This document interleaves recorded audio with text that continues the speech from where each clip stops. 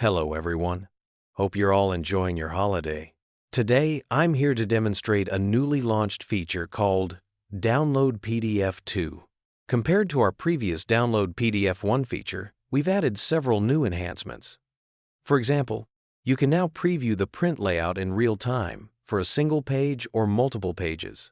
You also have the freedom to choose the size of the PDF you'd like to download, such as the popular Webtoon size, the classic comic size, or a variety of paper sizes like A4. Additionally, we've introduced an auto-fit option that adapts perfectly to comic panels. This feature eliminates the white paper background, making it ideal for digital art sharing. You can freely select specific pages or even all the pages you want to print. Finally, after making your selection, simply click the download button to get a PDF that meets your expectations.